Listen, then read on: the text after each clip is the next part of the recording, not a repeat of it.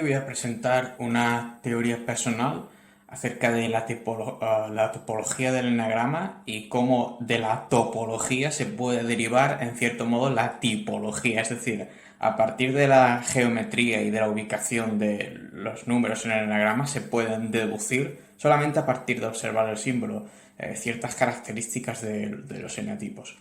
Entonces, comenzando por la tríada central, bueno, pues en informática tenemos un bit que puede representar un 0 o un 1, pero en el enagrama, por la ley del 3, tendríamos como un bit de 3. Entonces, si el bit es un 0 o un 1, aquí tendríamos un 0, un más o un menos. Entonces, esto es lo que tenemos en el triángulo central.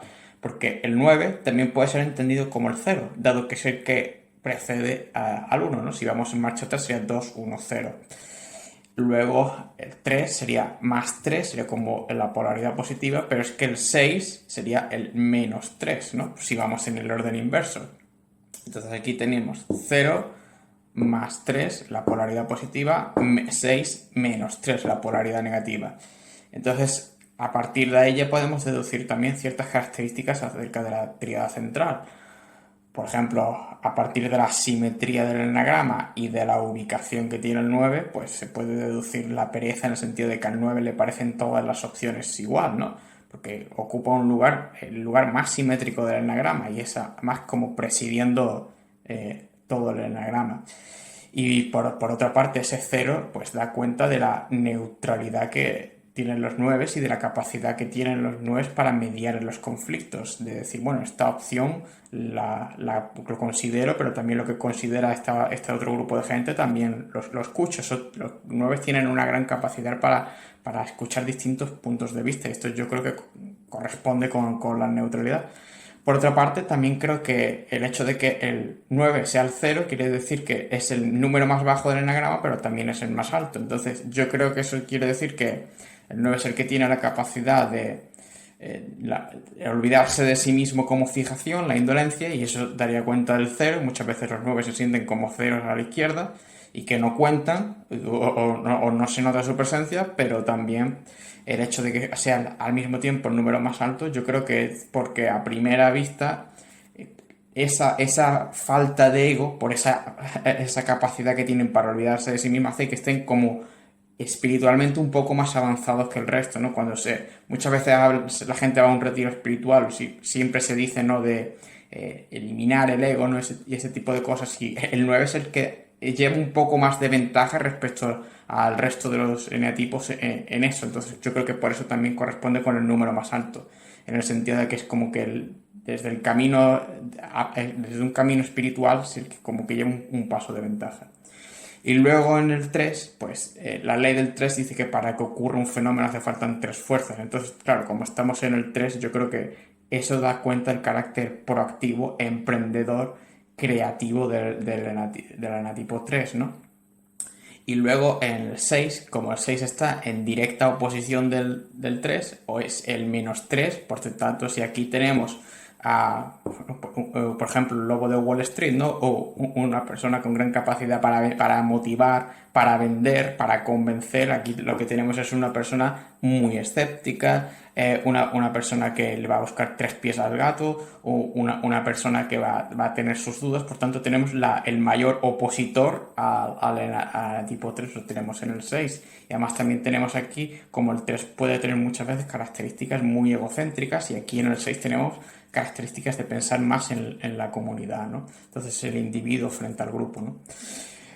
Luego, respecto al resto de la figura, pues, ¿qué pasa cuando pasamos del 9 al 1? Bueno, pues si el 9 es el 0, sería como una masa oceánica. En el 1 que tenemos el inicio de un viaje o la individuación, ¿no? Entonces, en el viaje del héroe, que quizá haga un vídeo en este canal sobre el viaje del héroe y el enagrama, el punto 1 corresponde al punto en que el héroe rehúsa, rechaza la llamada, ¿no? Por ejemplo, si se toma el Hobbit, sería el momento en el que Gandalf pega en la puerta de la casa de Bilbo Bolsón, y Bilbo dice, no, no me interesan las aventuras, yo estoy aquí confortable en mi casa. Entonces eso correspondería al uno, la ira, ¿no?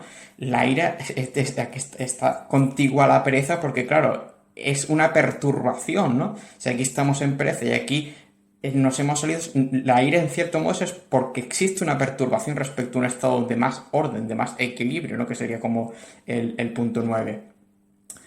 Además, en el punto 9 tenemos que sería como la luz blanca, ¿no? Que representa la fusión de todos los... La luz blanca es la fusión de todos los colores, la unión de todos los colores. Y aquí en el uno ya hemos estropeado esa simetría porque hemos pasado de 0 a 1. Pero, entonces, ¿qué es lo que existe? Un anhelo por retornar a la perfección. Y yo creo que eso da cuenta del resentimiento que tiene el enatipo 1, de fijarse las imperfecciones del mundo y de querer volver a corregirlo. Entonces, si tenemos, por ejemplo, en el 9, al principio de la vida, una masa oceánica, y a partir de esa masa oceánica pues se formó la primera célula, esa primera célula era el paso del 0 al 1, ¿no? Entonces, ¿qué es lo que interesa cuando está empezando cualquier proceso, no solamente biológico, sino cualquier proceso en la vida? Lo importante es que el primer paso se dé bien. O sea, si se va a formar la primera célula, para que eso dé origen a la vida, lo importante es que ese paso se haga bien. Entonces yo creo que la fijación que tienen los unos con el perfeccionismo y con que las cosas se hagan bien es porque el uno representaría como el primer paso en un asunto, pues entonces el primer paso más vale que no se dé con el pie izquierdo, que se haga bien para que luego el resto de pasos se asegure uno que también van a seguir por buen camino.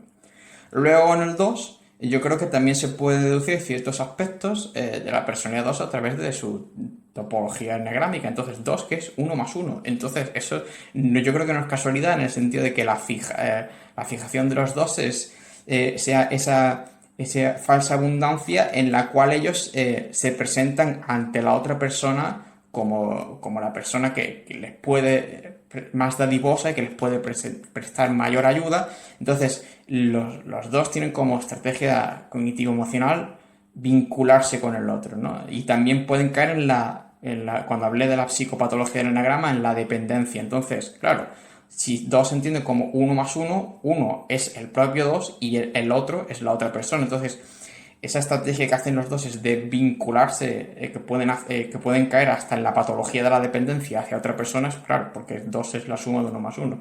Y yo creo que también la falsa abundancia tiene que ver, porque si empezamos aquí en el 9, entonces vamos cayendo hacia el enatipo 2, vemos como aquí se da una gran expansión, ¿verdad? Vemos como el diámetro, y luego el diámetro se empieza a cerrar, ¿no? Esta línea que conecta puntos. Entonces yo creo que eso está dado cuenta con que en esta línea es donde tenemos el temperamento de los sanguíneos, el temperamento de los que creen en la abundancia, ¿no? Que la vida sea algo abundante, ¿no? Entonces la fase abundancia, pues yo creo que viene por esa dilatación que al llegar al 2 es máxima y luego empieza a contraerse.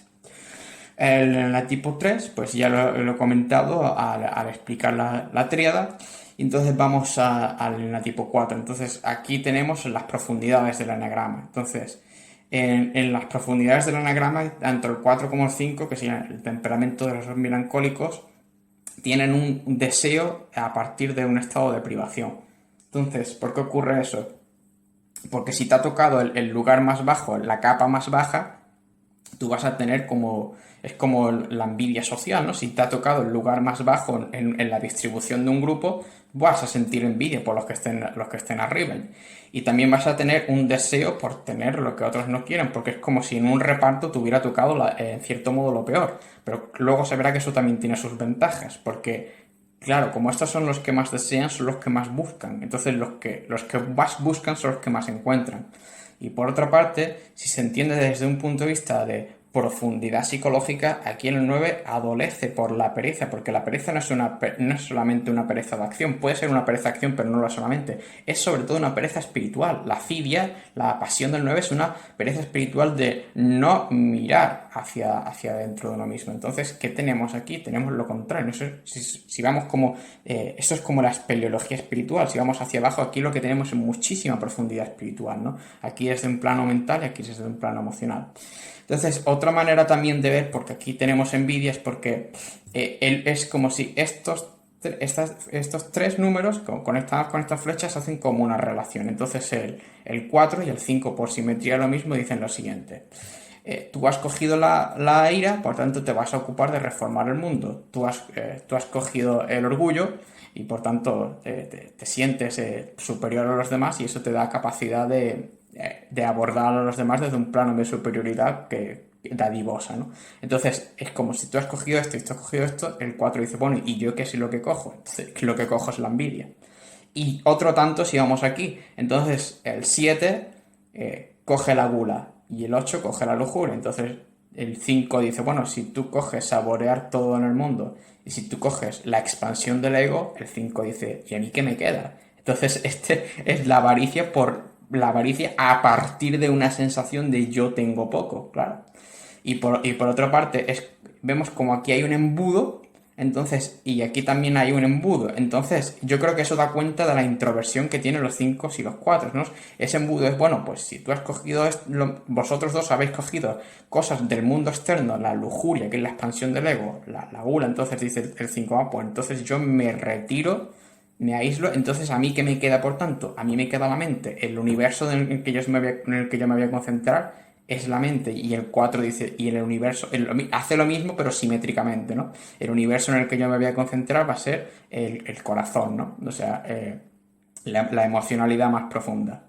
Entonces vamos al enatipo 5, del cual ya he dicho ciertas características, pero se pueden decir más.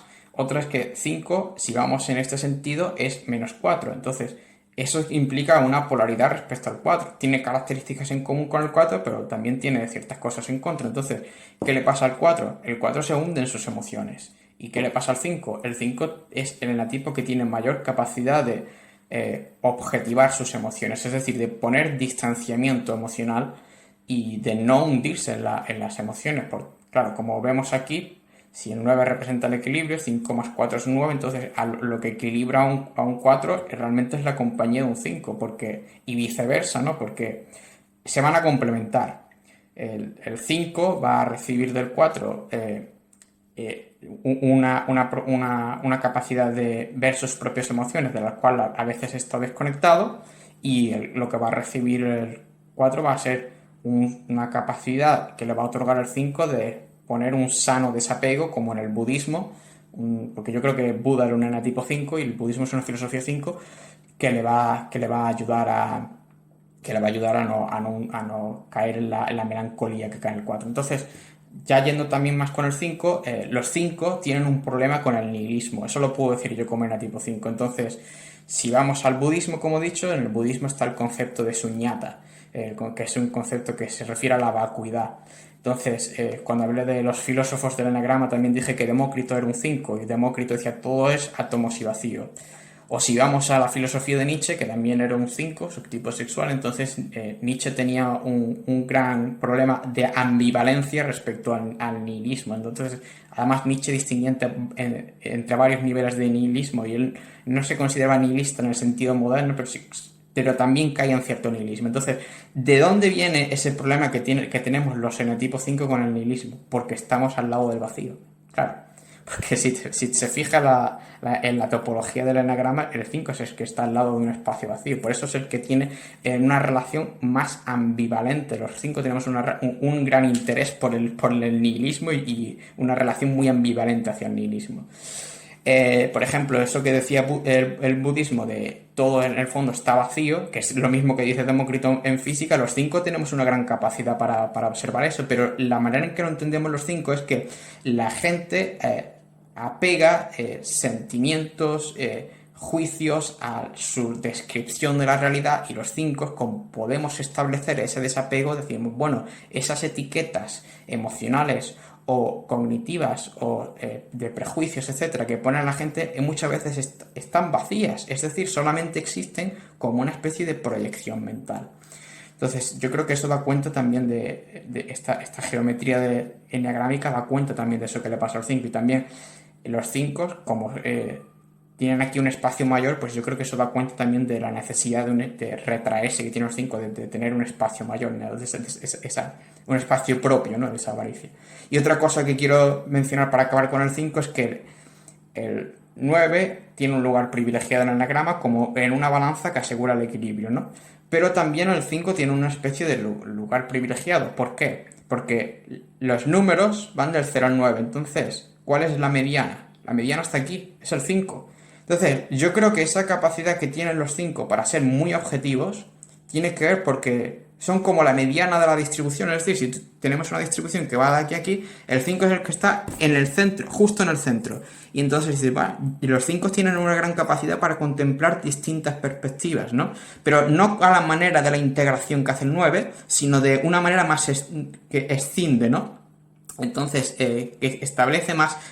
Los 5 tienen una especie de pensamiento jánico, ¿no? Que quiere decir que puede contemplar una tesis y una antítesis simultáneamente, ¿no? Entonces es como el dios Jano, que en la antigua mitología, que podía ver el futuro y el pasado, pues entonces el 5 puede ver tanto este lado del enagrama como este otro lado del enagrama, ¿no? De ahí es donde viene enero, ¿no? Porque enero mira hacia es el mes que mira hacia el año que viene, pero también hacia el año pasado. Entonces, algo así como el dios Jano sería un enatipo 5, ¿no? Porque ve esta zona del enagrama, pero también ve esta zona estando en exactamente la mediana, ¿no? Entonces, esa mediana, como digo, le aporta al 5 una gran capacidad de objetividad y también de ver tanto una tesis en una distribución de opiniones, digamos, puede ver tanto las tesis que están aquí como contemplar las tesis que van aquí. Entonces, también hace una especie de puente, ¿no? Porque si tenemos aquí 4 números y que otros 4 números, el 5 es el que hace de puente, ¿no? Además hay que pasar por un puente para llegar al 5. Entonces, en el tarot, ¿no? El 5, que hay una relación entre el tarot y el enagrama, es precisamente el Papa. Entonces, eso no es casualidad, porque Papa viene de pontífice, y el pontífice es el 5. Entonces, ¿de qué hace puente el 5? Bueno, el 5 hace especie de puente entre este mundo y un mundo espiritual, eso sería el vacío. Por espiritual no me refiero solamente a espiritual en el sentido religioso, sino me refiero a un mundo mental. Entonces el 5 es como. El 5 social se dice que es el arquetipo del chamán, pero en general todos los 5 hacen como una especie de puente de conexión entre este mundo y otro mundo. Entonces yo creo que eso está relacionado con el hecho de que ocupen la mediana. Y también un mecanismo de defensa que hace el 5 es la separación, la escisión. Entonces, esa escisión también creo que tiene que ver porque si tú ocupas la mediana, entonces eres el que hace la escisión entre un 50% y el otro 50%.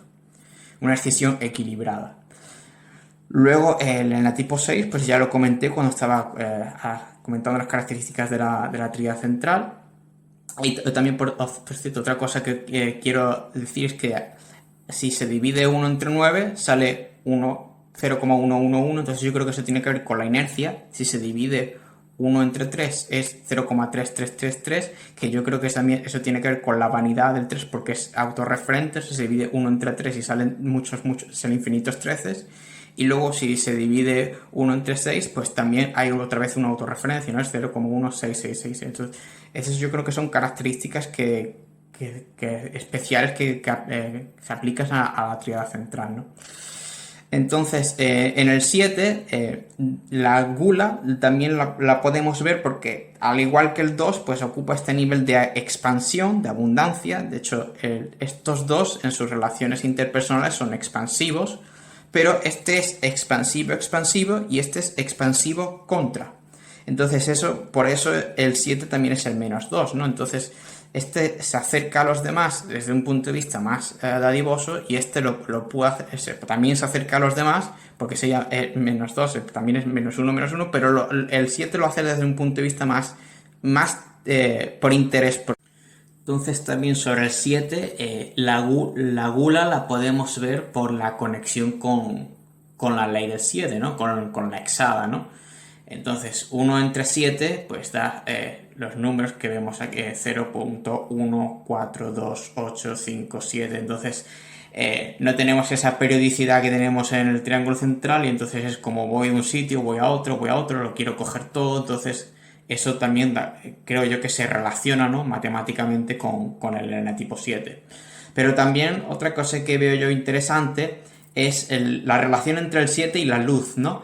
Entonces, la luz se distingue siempre por está formada por siete colores, ¿no? Cuando se ve un arco iris, ¿no? Entonces, yo creo que hay mucha relación entre el 7 y la luz porque, claro, ese arco iris que es lo que da un sentimiento de felicidad, ¿no? Que el 7 más que ningún otro es el enatipo que quiere ser feliz. Y además ese espectro de colores, ¿no? También como las notas musicales, yo creo que da cuenta de cómo el 7 lo quiere probar todo, ¿no? El do, re, mi, fa, sol, la, si, ¿no? Lo quiere probar todo. Y creo que también esa conexión con la luz está relacionada con el hecho de que nada se mueve en el universo más rápido que la luz. Y en cierto modo, en el enagrama se puede decir que nadie se mueve tan rápido como un 7, ¿no? La mente de un 7 va... es como el Fórmula 1 de los mentales, ¿no? Y creo que también en el tipo 7, la relación de complementariedad que se da con el enatipo 2, al igual que se da entre el 5 y el 4, es porque el 2 le puede ayudar al 7 a tener una vista más puesta en el otro. Y en el caso del 2, el 7 le puede ayudar precisamente a lo contrario, ¿no? A tener una vista que no solamente caiga en la dependencia exagerada, la dependencia emocional hacia el otro. Y luego vamos al enatipo 8, entonces yo creo que la lujuria es porque la lujuria se puede entender en el enagrama como la expansión del ego. Y claro, cuando vamos completando si vamos formando aquí una especie de arco, cuando llegamos al 9, realmente estamos también en el punto cero. Entonces, ¿cuál sería, por tanto, el arco más grande? Es como cuando giramos 360 grados, hemos hecho lo mismo que cero, no hemos hecho nada, ¿no? Entonces, ¿cuál sería el número más grande que podemos obtener? Sería el 8. Entonces, yo creo que eso da cuenta del carácter narcisista grandioso que tiene el enatipo 8 y del hecho de que el 8 se cree como el rey, ¿no? El rey de la jungla.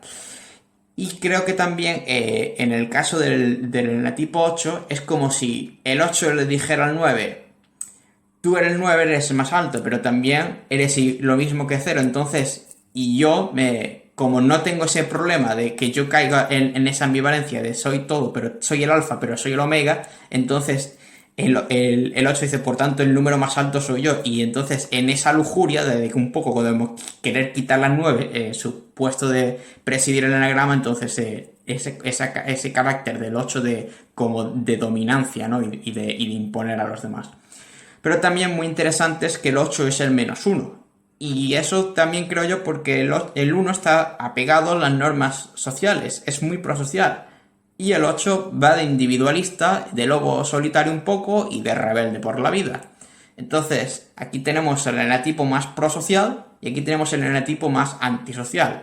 1 menos 1. Entonces, claro, esa rebeldía que tiene el 8 muchas veces puede servir de ayuda para los demás, ¿no? Pueden ser líderes de grandes causas sociales y cuando se conecten con el 2, los 8 pueden ser grandes fuerzas de bien para el mundo, ¿no? Pero en una primera instancia, un enetipo 8 es un enetipo que tiene como fijación la rebeldía, ¿no? Entonces aquí tenemos, por tanto, el contraste, ¿no? Entre perfeccionismo ético y aquí entre rebeldía, ¿no? Entonces, una cosa más que quiero comentar es mecanismos de defensa también se pueden ver en cierto modo en esta figura. Por ejemplo, como he dicho en el 5, el aislamiento es relacionado con la separación, ¿verdad? La separación que existe aquí. También en el 4, la introyección se podría entender como... ¿Qué es la introyección? Es como absorber las emociones de los demás. Yo creo que eso da cuenta también de esta especie de embudo que está como introyectando. Y aquí en el 9, pues la narcotización, porque la narcotización es como entrar en un estado alterado de conciencia donde uno se olvida de sí mismo. Entonces ese olvidarse de sí mismo es el 0, ¿verdad? Entonces la fusión que hacen los 9 con el universo, con los demás, es claro. Y yo soy nada, pero lo soy todo. Entonces, al ser nada, me puedo fundir con todo, como cuando se está meditando, ¿verdad? Entonces nada, con este vídeo pretendo deducir, y creo que se podrían deducir aún más características, pero con esto es suficiente, muchos de los rasgos de personalidad de los enatipos simplemente a partir de la topología y de la geometría y de la posición que ocupan en el enagrama y de las relaciones que existen entre las posiciones y las distintas geometrías, como estaba explicando.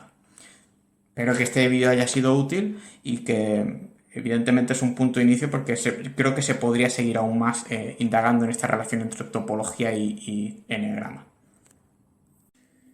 Se me ha olvidado añadir dos notas finales que paso a mencionar brevemente. Cuando estaba hablando sobre el enatipo 5, lo comparé con el mes de enero. Bueno, pues esto es porque en inglés January es enero, entonces está relacionado con el dios Jano, como he dicho que tiene dos cabezas, entonces, o dos caras y mira hacia direcciones opuestas, ¿no? El 5 está mirando está observando este lado del enagrama y también está observando este lado del enagrama. Y quizás se podría establecer que enero, ¿no? Que es un mes frío, pues está relacionado con la frialdad que a veces demuestran los enatipo 5. Y luego, otra cosa que quiero mencionar es el 8, pues el 8, como se sabe, está relacionado con el símbolo de infinito. Yo creo que esto no es casualidad, sino que los antiguos lo hicieron a propósito, ¿no? Si se gira así, no, este sería el símbolo de infinito. Entonces, ¿con qué está relacionado eso? Bueno, pues la expansión del ego, del anatipo 8, ¿no? Como que tiende a infinito, ¿no? Porque en el 9 estamos en el 0, entonces la tendencia al infinito pues estaría aquí. Y también eso creo que también guarda relación con la lujuria entendida como set de intensidad. Set de intensidad, claro, siempre hacia lo más alto, hacia niveles mayores. Entonces, claro, eso de nuevo estaría relacionado con el 8 sería como el que quiere ir en el límite hacia el infinito.